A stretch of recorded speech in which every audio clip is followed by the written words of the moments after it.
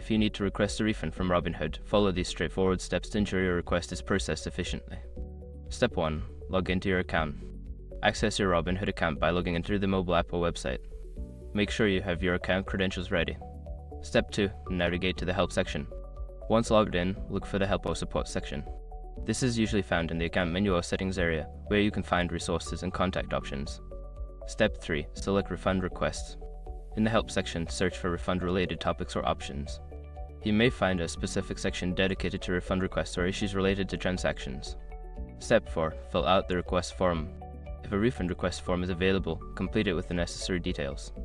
This may include transaction information, the reason for the refund, and any supporting documentation. Step 5. Submit your request. After filling out the form, review your information for accuracy and submit your request. Keep an eye on your email for any confirmation or follow-up from Robinhood regarding your refund status.